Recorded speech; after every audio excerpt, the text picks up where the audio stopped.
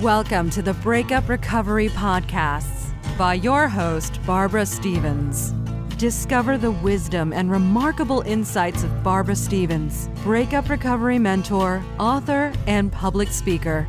Barbara offers programs and solutions for any breakup so you can turn your life around, create lasting changes for the better, and embrace life again.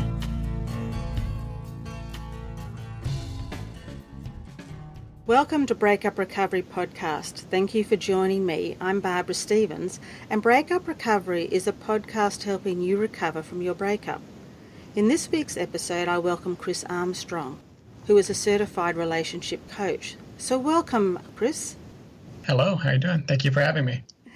Chris, I have so many requests from my male listeners for me to interview someone that can give a male's perspective to the breakup process.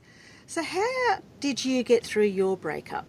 So when I look at breakups that I've gone through, and I've certainly gone through more than one of them, I think one of the most fundamental things I had to do was to initially just let some time pass instead of automatically trying to get into exploration mode. So sometimes I would have found myself in the past maybe automatically, breaking down the breakup. Why did it happen? Oh my gosh, who's to blame? And when I've gone through them successfully, it's because I just let it be for a little bit. So I didn't think too much about it. I didn't try to assign blame. I just let a little time pass so that by the time I got into, really looking at things, I had a clearer head, if that makes sense. What did you do in the meantime so that you didn't go into that spiral of negativity? So that I didn't go into the spiral, I would say a couple things I did was I stayed busy, but I stayed busy on meaningful things. So I didn't just look for things to do to occupy my time. I looked for things that would be meaningful to me, things that I had already, maybe liked doing. So for me, for instance, I actually love shooting basketball, even if I'm not playing a game. So I would just go hit the court for a little bit because my mind would be on something else, but I wasn't trying to invent things to do. So what I was doing was meaningful. So when the time passed, it wasn't just sort of passed in vain. And I would say the other thing I did was I talked to people who might have wanted to help me, friends of mine especially, but I didn't seek out people. So I wasn't looking for, people to sort of help me fill the time, but people who had an authentic interest in either A, just helping me get my mind off of it, or B, helping me people who had meaningful, authentic sort of desire to understand, how I was doing. I gave them time instead of pushing them away or instead of, always being by myself. And you thought that helped? It did, because even as a relationship coach, I certainly don't have all the answers. And in fact, one of the difficult things is not being a relationship coach during your own breakup. So having people who wanted to come into my space for my benefit, not for theirs, not because they were snooping, not because they just wanted to be the answer to the question, was actually good because they're going to come at it with the heart and not the head. They're not going to come in and try to tell me what went wrong or tell me how to fix it. They're going to come in and their key interest is in me as a person and how I'm doing. And hey, do you want to go shoot basketball? Do you want to go karaoke, which is another thing I love? So that helped because I didn't question the intent, and it helped me fill that first part, which is I was able to do meaningful things, and in this case with meaningful people. Yeah. Of course, you are a relationship coach. When someone does form a new relationship, what would be one tip that you can give them so that they can sustain that relationship? One of the things I'm very big about is understanding your needs and your wants. And those are two different things. So when we get into relationships, and even when we're filling out an online dating profile, or we're just, going back and forth an email with someone, or even just going on a date with someone, we tend to go in it putting our heart before our head. And what I mean by that is we're so emphatic about putting ourselves back out there, especially after a breakup, erase the past. And we just want to go, and we've heard the term, just go for it, don't think too much about it. I think there's something to be said about that, but I also think that if you don't know what you need, meaning those non-negotiable things, those non-negotiable personality traits, there's non-negotiable physical traits, and there's non-negotiable lifestyle traits, if you don't know what your needs are, you might as well be going in with a flashlight that has no batteries, because what you're going to end up doing is you're going to end up looking for things about the person that just sort of speak to you initially. But it's always those initial things that we fall for somebody with that later on down the road end up not mattering because other things come into play. So if I'm going to tell someone who's going into a new relationship one tip, figure out your needs first. What are those things that you absolutely have to have? If you need someone who has a particular, in terms of lifestyle, they have a particular, religious belief or political belief, or do they not want children? Those are actually super important things, but we don't think about them. And what we tell ourselves is, I'll get to that later down the road. And 6 months later, we wonder why we just wasted our time. And we get frustrated because we never find the one, but we don't even define in our own mind what the one looks like. And wants, of course, are non-negotiables. I tell people, focus on your needs and stick to your needs so that you don't continue reinventing the wheel and getting in and out of relationships or going on dates and never finding somebody that suits you. That's a really good tip. I actually do when I work with some of my clients. We write that all down. So it gives you a clear picture of exactly what is negotiable and what is not negotiable. Well said. Yep, that's exactly right. What do you think are some other mistakes that people make when they are going into or looking for a new relationship, other than working out their needs and their wants? I think sometimes we try to look for someone who is unlike the person we were with last. So we'll tell ourselves, okay, I got to find someone who doesn't do this, whatever this is. And this generally is something that the last person we dated did. So we're so fixated on not finding a repeat of our ex that we will find someone else that maybe doesn't have that particular trait. And we're like, oh, we're good. This person is punctual and the last person I dated wasn't punctual. But we're not seeing the forest through the trees. We're just looking at the tree in front of us and it looks good. So I think we tend to look for someone who isn't like our ex instead of looking for someone who meets the full picture. And again, that's where needs come in. And I think the other thing we don't do is we don't ask ourselves, do we have enough self-confidence to actually take this leap? And it's a cliche and it's said, 1,000 times over by any relationship coach that's worth their salt. You must love yourself before you're going to be in a relationship.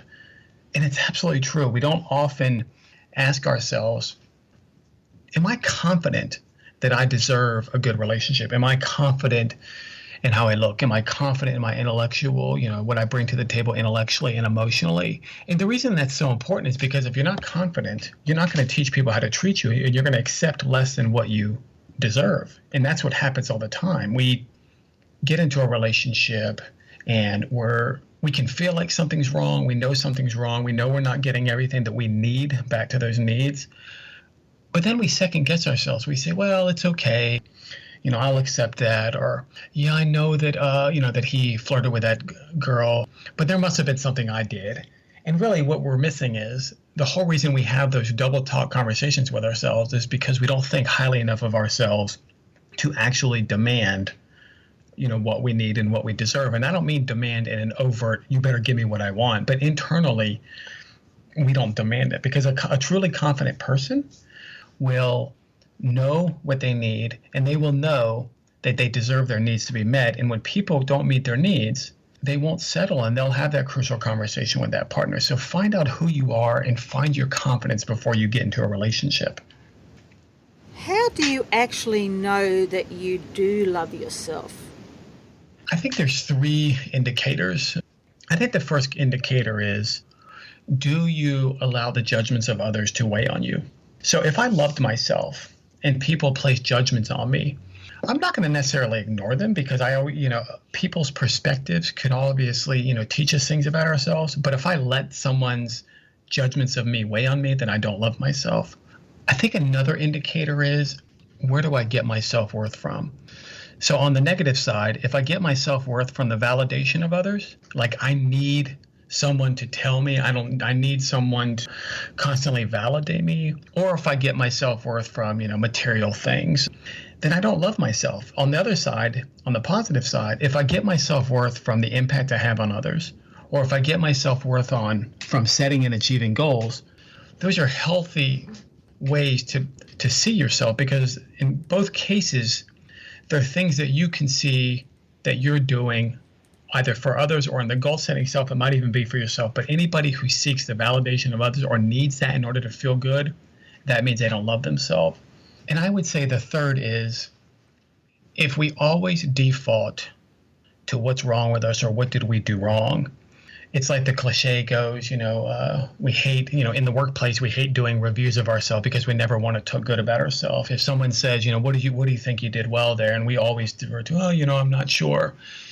If you don't love yourself, and I'll put it in relationship terms, you are constantly going to put yourself as the default person to blame when something goes wrong. Your automatic tendency is going to be, it must have been me. There must have been something I did wrong. There must have been, some reason why this person did this. Even if a reasonable outside person would look at the situation and say, absolutely not, you had nothing to do with that. So if we allow the judgments of others to weigh us down, if we get our self-worth from those two negative areas, specifically the validation of others, that's the more important one.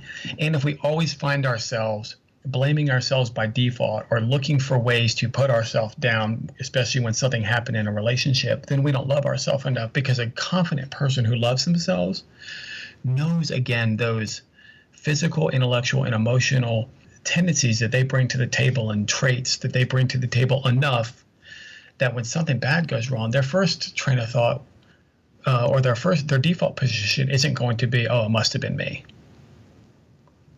Chris, for the listeners that are listening to this podcast and have ticked all three of those traits, what would you say to them? How can they turn that around so that they can love themselves? What one practical tip could you give somebody so that they can cross that off their list and they feel that they are more confident and they feel that they do love themselves? Can I give you two quick ones instead of one? Absolutely. I would say one is always look on the other side of the aisle. And that can be to friends, that can be to family, that could be to the person that they're dating or that they used to date, and ask yourself as a person, are they perfect? So there's a phrase that talks about the power of the incomplete partner. And actually, Harvard Business Review did a whole class on the power of the incomplete leader. It's this idea that it's easy to criticize ourselves. But once we can get people to see, look at your sister, is she perfect? You think she's super pretty and you want to be like her. Look at your best friend. He's a hunk and he, how many years and all the girls love him. Is he perfect? Or do you know some things about him? It's not because you're trying to judge them or put that down. It's you're seeking perfection in yourself. But if you open your eyes and you open your ears and look around, you're going to see that no one is perfect. And the point of a good relationship isn't for any partner to be perfect. The idea is that if you have two incomplete people, they can actually make a complete partnership because they will feed off of each other. They will each bring things to the table that the other doesn't bring. So the first tip I would say is think about it and remind yourself and, be realistic with yourself. Is anyone perfect? And the answer, of course, is no. And if you can always keep that in the forefront, you won't focus so much on your imperfections. You'll realize it's par for the course. It's par for the human course. I would say the second thing is, and I like what you said earlier about the lists, sometimes we just have to ask ourselves, but if we're going on an interview and the outcome of the interview is the person interviewing us is either going to give us $1 million or they're not. Do you think we're going to pass an interview? Yeah. So if the question is, what do you like about yourself? And if I don't like your answers, if I don't think you're being, genuine about yourself, if I don't think you're giving yourself enough credit, then you're not going to get any of that money. Sometimes it's as simple as just sitting down and saying, like, take me. I'm 41 years old. I've been bald since I was 30. And I remember before I became a relationship coach, when I was 30 and I was single, I'm married now, but I was single. I used to tell myself, and I would convince myself, you're 5'8", which isn't very tall. You're going bald and you're only 30 years old. But then I also remembered, I'm a pretty good teacher, because at that point I taught a lot of leadership classes for a place I worked.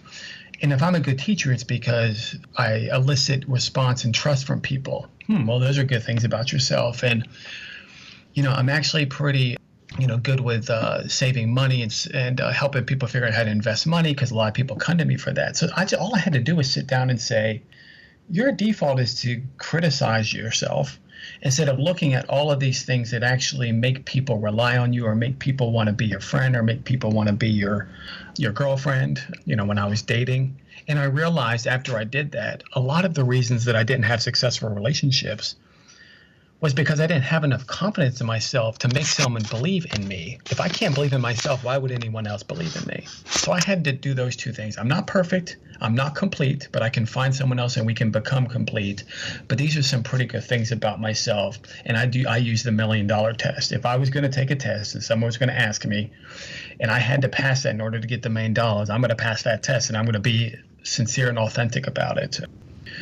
I think the only other small thing I would say is if you're someone who finds themselves hanging on the words of others, the validation of others, the judgments of others, it sometimes helps to understand why others even pass judgment. Because 9 out of 10 times when someone is passing judgment, it's not really that they're passing judgment on you. It's they're passing judgment on themselves, but they're projecting it on you. So if people can look at it from that lens, and it's actually true, then they can start paying less attention to that judgment because it's not a real judgment on me. They don't think high enough of themselves. So part of how they get their self-worth is by putting their negative judgments on others so that they can feel good about themselves. So if you can think about that as an individual, you will focus less on those outside judgments. Thank you, Chris, for those tips. If people want to find out more about what you do, read your articles, how can they connect with you and where can they find this information?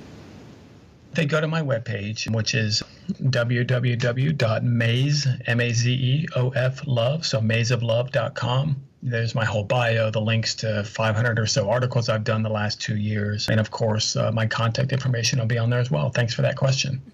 Thank you for coming on to Breakup Recovery Podcast, Chris, and sharing your tips and strategies to help people form new relationships and the importance of loving themselves. So thank you. Of course. Thank you for having me. I hope you enjoyed listening to this episode number 106, Discover the Secrets to a Successful Relationship with Chris Armstrong. Chris shared some of the ways he recovered from his own breakup, and we also talked about how to find the right person for you and how to sustain a successful relationship.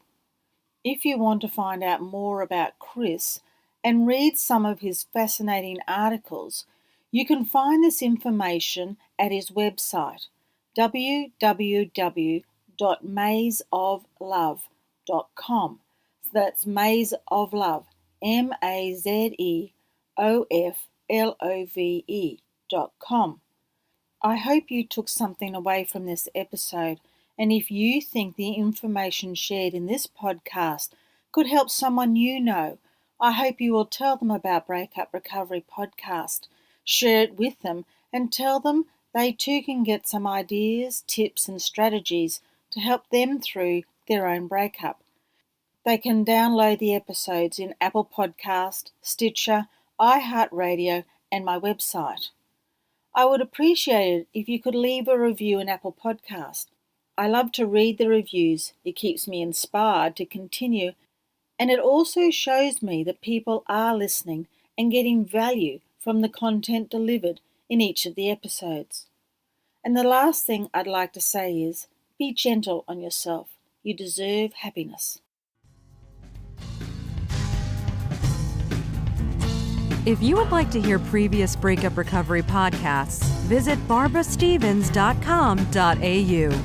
Connect with Barbara Stevens on social media with Barbara Stevens Breakup Recovery Mentor on Facebook and at You'll Be Okay on Twitter.